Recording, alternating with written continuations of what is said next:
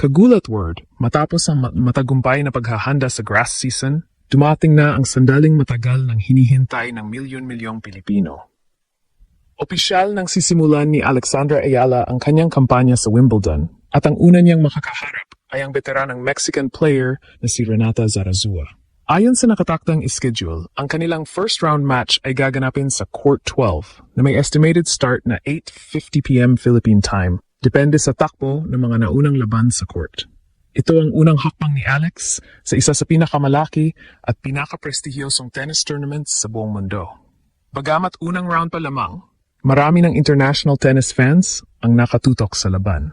Hindi na may kakaila na iba ang tingin ng tennis world kay Alex matapos ang kanyang napakagandang grass court performances nitong mga nakaraang linggo. Ang kanyang kumpiyansa, mabilis na footwork, at lumalakas na laro ang dahilan kung bakit marami ang naniniwalang isa siya sa mga mapanganib na players sa draw.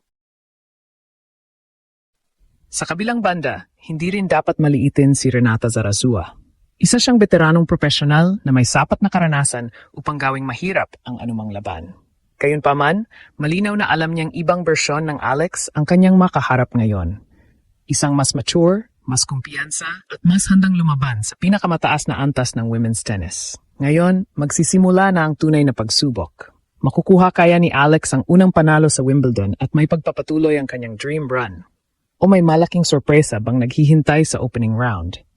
Alamin natin. At tapos na ang paghahanda. Tapos na ang practice sessions. Tapos na rin ang paghihintay. Dumating na ang oras para sa unang laban ni Alex sa Wimbledon. Ayon sa opisyal na schedule, haharapin ng Filipina tennis sensation ang Mexican veteran na si Renata Zarazua sa Court 12 na may estimated start na 8:50 p.m. Philippine time. Bagamat maaring magbago ng kaunti ang oras depende sa haba ng mga naunang laban, isang bagay ang tiyak. Nakatutok ang buong tennis community sa magiging simula ng kampanya ni Alex sa All England Club. Hindi ito basta ordinaryong first round match. Para kay Alex, ito ang pagkakataong ipakita na ang kanyang kahanga-hangang grass court season ay hindi aksidente. Mula sa kanyang matitinding laban-laban sa mga world-class opponents hanggang sa kanyang tuloy-tuloy na pag-improve sa damuhan, napatunayan niyang kaya niya makipagsabayan sa pinakamahusay na manlalaro sa WTA Tour. Isa sa pinakamalaking dahilan ng optimism ng kanyang mga taga-suporta ay ang kanyang kasalukuyang kondisyon. Sa mga huling araw bago ang torneo, makikita sa kanyang practice sessions ang mabilis na paggalaw, kumpiyansang paghataw ng ground strokes, at mahusay na footwork. Lahat ng ito ay mahalaga sa Wimbledon, kung saan napakabilis ng laro at kakaunti lamang ang oras para makapag-react ang isang manlalaro. Ngunit hindi rin magiging madali ang unang balakid. Si Renata Zarazua ay isang veteranong profesional na maraming karanasan sa pinakamalaking torneo. Alam niya kung paano manatiling kalmado sa ilalim ng pressure at kung paano samantalahin ang bawat pagkakataong ibibigay ng kanyang kalaban.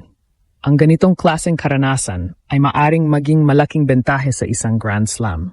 Gayunpaman, may isa ring bagay na hindi maaring balewalain. Papasok si Alex sa laban na may mataas na kumpiyansa dahil sa kanyang mga ipinakitang resulta nitong grass season.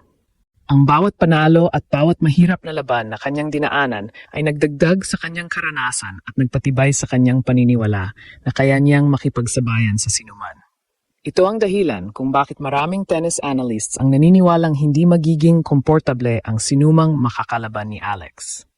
Hindi dahil sa takot, kundi dahil alam nilang kaya niyang baguhin ang takbo ng laban sa pamamagitan ng kanyang agresibong baseline game, mabilis na paggalaw, at matatag na mentalidad. Ngayon, ang lahat ng paghahanda ay mauwi sa isang unang laban na maaaring magsilbing simula ng isa na namang makasaysayang kampanya. Kapag nakuha ni Alex ang kanyang ritmo mula pa lamang sa opening set, maaari niyang ilagay agad sa ilalim ng pressure ang kanyang kalaban at makuha ang momentum na kailangan upang makausad sa susunod na round. Pero sa Wimbledon, isang punto lamang ang pagitan ng tagumpay at pagkatalo. Kaya ang tanong ngayon ng buong Pilipinas, handa na bang simulan ni Alex ang isa na namang chapter ng kasaysayan? Ngayong ilang oras na lamang ang natitira bago ang inaabangang laban sa Court 12, isang tanong ang umiikot sa isipan ng maraming tennis fans. Ano ang pinakamalaking advantage ni Alex laban kay Renata Zarazua? Kung pagbabatayan ang ipinakita ni Alex nitong buong grass court season, malinaw na mas malaki ang kanyang kumpiyansa kumpara noong mga nakaraang taon.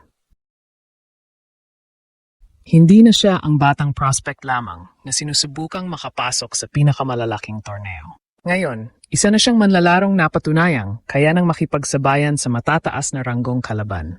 Isa sa pinakamalalaking sandata ni Alex ay ang kanyang mabilis na footwork. Sa grass courts, napakahalaga ng unang hakbang pagkatapos ng serve o return. Mas mabilis ang bola at mas mababa ang talbog kumpara sa clay o hard court. Kung mabagal ang kilos ng isang manlalaro, mabilis siyang mapo-pressure sa bawat rally.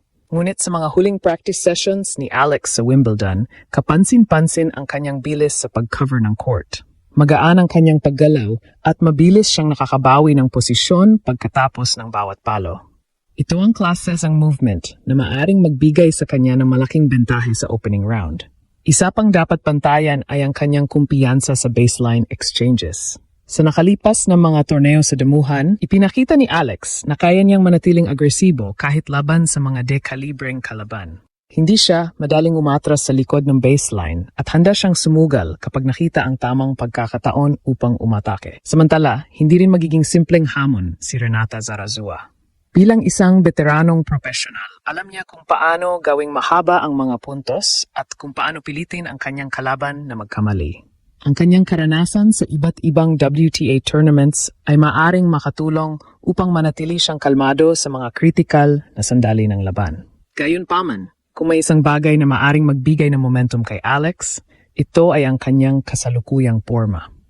Sa bawat torneo ngayong grass season, makikita ang patuloy na pagtaas ng antas ng kanyang laro. Mas naging matatag ang kanyang serbisyo, mas kontrolado ang kanyang ground strokes, at mas naging disiplinado ang kanyang shot selection. Ang mga pagbabagong ito ang dahilan kung bakit mas maraming tennis observers ang naniniwalang hindi na siya basta-bastang racing star lamang, kundi isang manlalarong may kakayahang gumawa ng malalim na kampanya sa Grand Slam. Ngunit sa huli, ang lahat ng mga numerong ito at mga obserbasyon ay mawawala ng saysay kapag nagsimula na ang unang serve. Sa Wimbledon, bawat puntos ay kailangang paghirapan. Walang ranking, walang reputasyon, at walang nakaraang resulta ang makapagbibigay ng automatikong panalo. Ang tunay na magpapasya ay kung sino ang mas mahusay sa mismong araw ng laban. At kung may papakita ni Alex ang parehong agresibong laro, mabilis na paggalaw at matatag na kumpiyansa na ipinakita niya sa kanyang paghahanda, may malaking pagkakataon siyang makuha ang inaasam na panalo sa first round. Sa susunod at huling bahagi, titingnan natin ang posibleng maging epekto ng isang opening round victory. Kung paano nito mababago ang kanyang Wimbledon campaign, at kung bakit naniniwala ang maraming fans na maari na namang gumawa ng kasaysayan ang batang Filipina sa pinakamalaking tennis stage sa mundo.